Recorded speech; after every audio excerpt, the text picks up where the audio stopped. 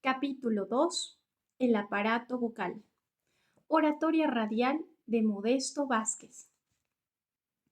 Teoría de la fonación. Tono o elevación. Voces graves. Voces medias. Voces altas.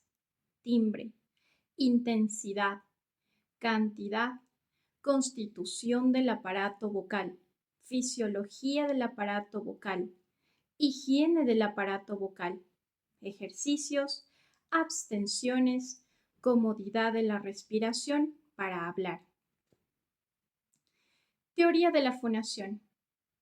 La voz se produce al hacer vibrar las cuerdas vocales el aire expirado con ese fin por los pulmones, obedientes a nuestro deseo. Buscando un símil muy común y de fácil comprensión, diremos que se trata de algo parecido al funcionamiento de uno de esos pitos de lengüeta vibratoria de los que usan los niños para jugar. Si tomamos en nuestra boca, hinchando los carrillos, una cantidad de aire que proyectamos con cierta intensidad dentro de uno de esos pitos sujeto por nuestros labios, el aire al pasar a través de los pequeños flejes metálicos del juguete los hará vibrar produciéndose el sonido. Estos flejes metálicos diminutos que se hallan a la entrada del pequeño tubo por el que circula el aire equivalen en cierta forma a las cuerdas vocales que en nuestro sistema respiratorio se hallan en la laringe. El sonido se produce por la vibración, bien sea esta de una cuerda, un fleje, una lengüeta, una lámina.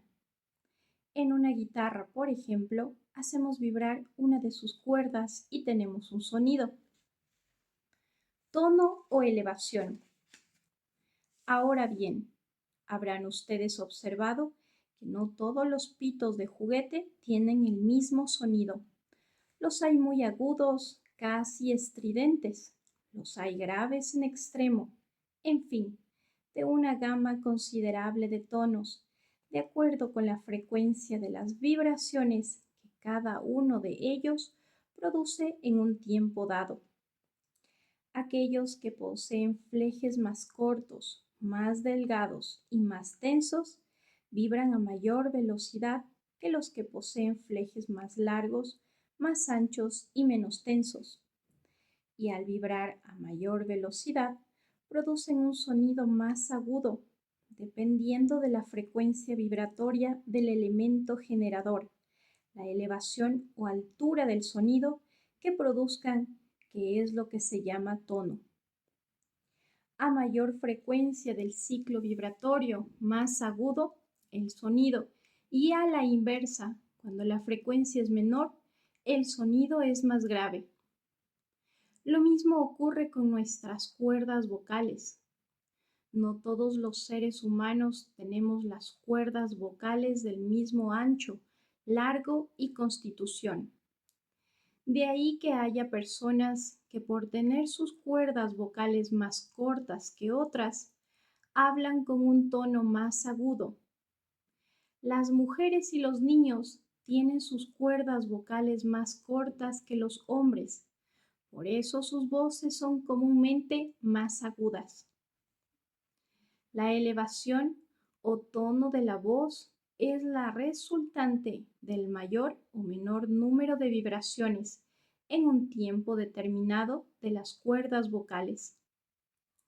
De acuerdo con la frecuencia de las ondas sonoras de la voz, o sea, de la extensión de su tono, los maestros de canto hacen una clasificación general de las voces en voces graves.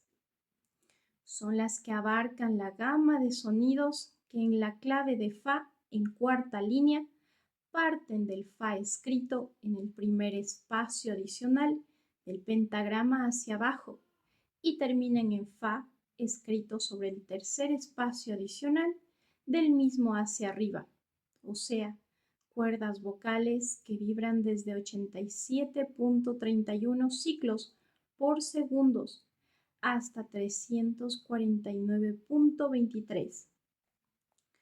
Voces medias son las que abarcan la gama de sonidos que en la clave de Fa en cuarta línea parten del sol escrito en la primera línea del pentagrama y terminan en el sol escrito en la tercera línea adicional del mismo hacia arriba, abarcándolo desde 98 hasta 392.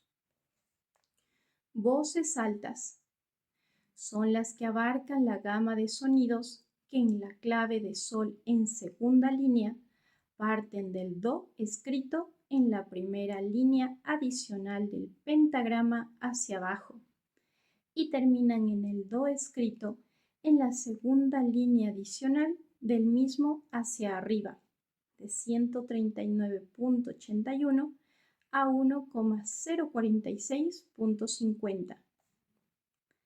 Las voces masculinas se dividen en bajos, barítonos y tenores, correspondiendo la extensión o alcance de cada una de ellas a las descritas como graves, medias y altas respectivamente. Y en los casos de las voces femeninas corresponden la grave a los contraltos, la media a los mezzosopranos y la alta a los sopranos. Debemos aclarar que aparte del tono, el timbre tiene un papel preponderante en la clasificación lírica de las voces, pues hay un timbre aceptado como modelo para cada uno de estos tipos de voces cantadas. No nos ocuparemos aquí, por no ser de verdadero interés para nuestro estudio, de las subdivisiones en bajos líricos, tenores ligeros, sopranos ligeras o de coloratura, etc. Timbre. No es el tono el único aspecto que debe preocuparnos en la voz. Al igual que, por ejemplo, un clarinete, un oboe, un fagot o un saxofón, se diferencian por su sonido peculiar, a pesar de producirse originalmente por el mismo principio de la vibración de sus lengüetas, aunque emitan una nota de un tono determinado, por ejemplo, el re de 293.66. Igualmente, las voces de las personas se diferencian unas de otras, a pesar de originarse por un mecanismo similar de las cuerdas vocales y emitir una misma nota. En los instrumentos de viento, la diferenciación proviene de las diferentes formas o estructuras del tubo que los forma, que viene a ser su caja de resonancia. En el caso de las personas, aunque exteriormente luzcan todas de una conformación semejante, interiormente no es así, pues lo que viene a ser en ella su caja de resonancia, o sea, la cavidad comprendida desde la laringe hasta los labios, región anterior de la laringe, faringe, la nasofaringe o cabum, velo del paladar, y la boca propiamente dicha, donde tenemos la lengua, la bóveda palatina, los dientes y los labios. Difiere en su constitución en cada individuo, aparte de que también cada persona no acciona sus partes móviles en igual forma, por lo que resultan voces iguales a otras en tono, pero distintas en timbre, que así se llama a esta particularidad del sonido que los diferencia a unos de otros, aunque sean producidos por idéntico número de vibraciones por segundo. El timbre, que es lo que en realidad da carácter al sonido, permitiendo distinguir a unos de otros, es producido por los armónicos accesorios. Los armónicos son una serie de vibraciones accesorias que aparecen sucediendo a la vibración sonora fundamental.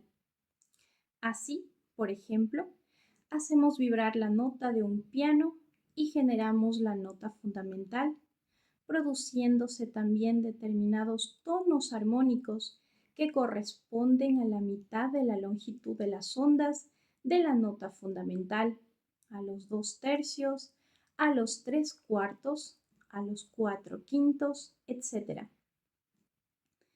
Intensidad. De acuerdo con el volumen y la presión del aire que proyectamos en uno de los instrumentos musicales a que hemos hecho referencia, se producirá una nota más fuerte o más débil, sin que haya variado el tono ni el timbre dentro de ciertos límites, pues si la presión es mucha, se originan notas del doble, el triple, etc.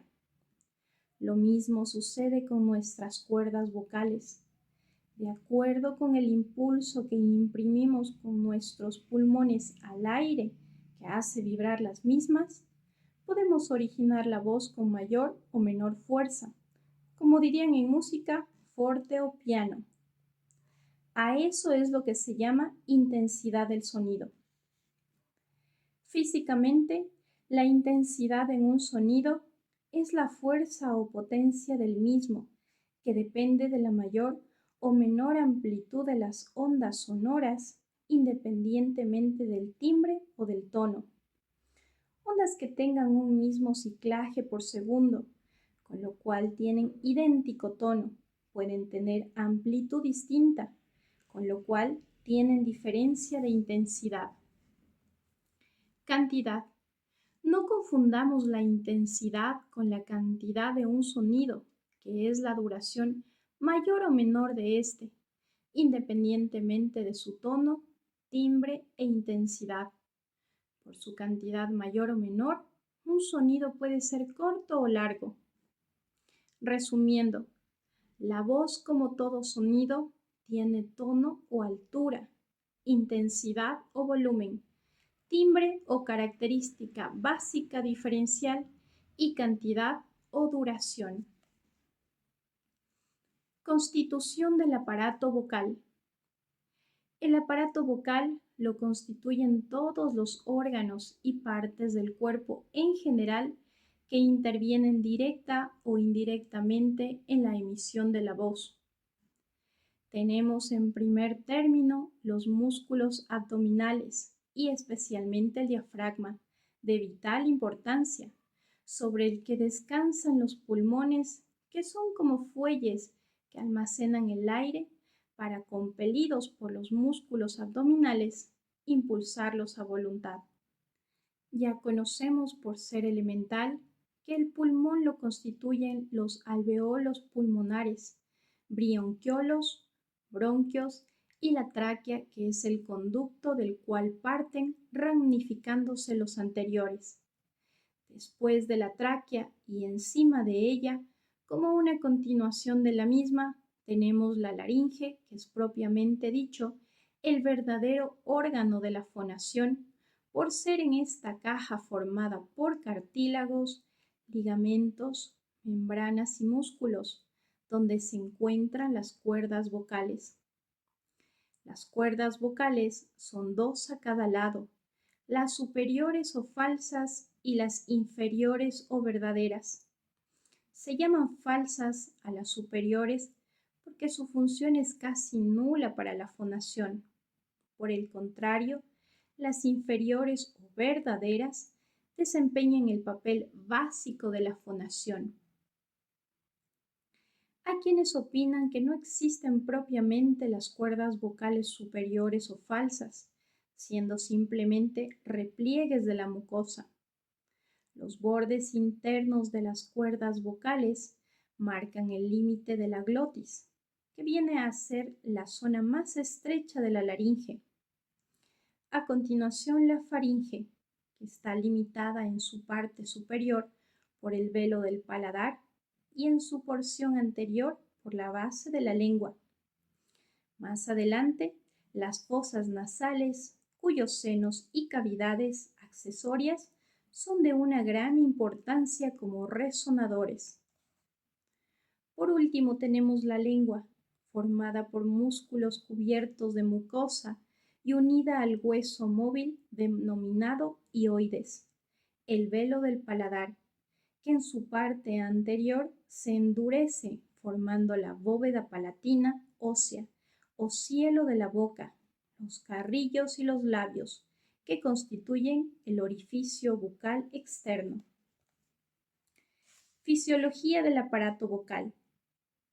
Para hablar, primeramente aspiramos cierta cantidad de aire, con lo cual se dilatan los pulmones. El aire se introduce a través de las fosas nasales o por la boca y atraviesa la laringe por la abertura de la glotis y la separación de las cuerdas vocales. Circula también a través de la laringe, pasando a la tráquea y de aquí por los bronquios a cada uno de los pulmones. A este acto respiratorio se le llama inspiración y se realiza gracias a los músculos inspiradores. Se aconseja que la inspiración se haga a través de la nariz, anatómicamente constituida para la respiración. En el segundo acto respiratorio, denominado expiración, es cuando propiamente se produce la fonación. Comienza este acto por la presión de los músculos abdominales y muy especialmente del diafragma sobre los pulmones, haciendo que estos, obrando como fuelles, proyecten una columna de aire a través de la tráquea y la laringe, con presión suficiente para hacer vibrar las cuerdas vocales, que oportunamente se han puesto tensas, aproximándose entre sí gracias a los músculos tiroatineidos. De aquí la voz atravesar la sección denominada resonadora, constituida por la región supraglótica de la laringe, las fosas nasales, la bóveda palatina, los carrillos, los dientes y los labios, donde adquiere timbre. Por las diversas posiciones de la lengua y los labios se producen mediante la articulación las letras, sílabas y palabras. Algunos tratadistas se han preguntado si en realidad el sonido laringio es producido por la vibración de las cuerdas vocales o por la vibración del aire expirado. Müller mantiene la teoría de que el sonido laringio es producido únicamente por la vibración de las cuerdas vocales inferiores, mientras Savart sostiene que el sonido laringio lo produce la vibración del aire expirado, el cual, para este tratadista francés, es el verdadero cuerpo vibrante. Existe la teoría ecléctica que mantiene el principio de que el sonido laringio lo produce la vibración de la corriente de aire expiratorio al nivel de las cuerdas vocales inferiores, corriente de aire que modifica su presión y su velocidad en proporción al ensanchamiento o estrechamiento glótico correspondiente al sonido que produce, de donde resulta que la laringe funciona como un tubo sonoro de lengüeta. No hay dudas en que las cuerdas vocales también vibran, según pueden comprobarse fácilmente haciendo que el sujeto emita un sonido y observando la laringe con el laringoscopio, pudiéndose ver cómo las cuerdas vocales inferiores se aproximan, poniéndose tensas y entrando en vibración. También hay tratadistas que no están de acuerdo en que solamente tienen importancia para caracterizar la voz los resonadores que se encuentran entre la región supraglótica y los labios, sosteniendo que también la parte posterior de la faringe, la tráquea, los bronquios y en general la cavidad torácica tienen mucho que ver con la calidad de la voz, sobre todo desde el punto de vista de su aplicación a la radiofusión. La cavidad torácica obra como un resonador indirecto. Higiene del aparato vocal. Es de vital importancia para tener una buena emisión de voz, dominar en todo lo posible nuestros actos respiratorios. La columna de aire que desde el fondo de nuestros pulmones viene a chocar contra las cuerdas vocales debe ser obediente a nuestra voluntad, de modo que la podamos hacer más intensa o menos intensa, y en muchos casos mantenerla en determinado volumen por algún tiempo. Un punto básico y primordial es hacer la respiración principalmente en la base de los pulmones, los que actuarán como fuelles presionados por los músculos abdominales y principalmente por el diafragma, donde descansan. Para estar dotado de una buena respiración, se aconseja hacer ejercicios tendientes a fortalecer los músculos abdominales y a ensanchar la caja del tórax. En realidad, todos los ejercicios son buenos, pues como vulgarmente se dice, el hacer ejercicio da aire, que quiere decir que nos evita el cansancio prematuro. Para poseer el dominio de la regulación del aire que necesitamos en cada momento para hacer una pausa, un recalco u otro efecto cualquiera, se recomienda: 1. Aspirar una buena cantidad de aire y expirarlo lentamente soplando sobre una vela encendida, de manera que doblando la llama y sin apagarla, estemos el mayor rato posible haciendo la expiración. 2. Haciendo una expiración, comenzar a leer un escrito, dándole su entonación correspondiente y sin apurarse, y mantener la lectura sin renovar el aire el mayor tiempo posible. 3. Acostumbrarse a silbar canciones, sobre todo las más melodiosas, lo que nos obliga a expeler el aire lentamente a través del orificio de los labios, manteniendo ciertas notas. 4. Por último, puede aplicarse la técnica de la respiración en cualquier aparato de los denominados espirómetros. También mediante el espiroscopio del Dr. Pescher. No vamos a entrar en la explicación de estos aparatos, porque a fin de cuentas la complejidad de los mismos y la dificultad en obtenerlos no les va a permitir practicar con ellos. Con los demás ejercicios indicados, practicados con constancia y empeño, es suficiente para lograr un buen control de la regulación respiratoria. Cuando una persona se impresiona o se pone nerviosa ante un micrófono o en un auditorio, el mejor antídoto es hacer una larga y profunda inspiración, seguida de una expiración lenta. Antes de ir a hacer uso de la palabra, no debe llenarse el estómago, especialmente de alimentos líquidos que provocan un aumento del volumen del estómago, originando una compresión de la cavidad abdominal que afecta el libre funcionamiento del diafragma. Tampoco debe ingerirse alimento alguno, por ligero que sea, que provoque reacción exagerada en las glándulas salivales, pues la secreción mayor de lo normal dificulta una buena articulación, aparte de que el proceso de la digestión siempre entorpece, aunque ligeramente, el libre movimiento de la lengua. En términos generales, evítense los helados y las bebidas muy frías. Huyan de las corrientes de aire y de los cambios bruscos de temperatura. Tratemos de no forzar el aparato vocal cuando estemos roncos o muy acatarrados. Evítese por todos los medios forzar las cuerdas vocales para emitir sonidos más altos que lo que las mismas normalmente permiten.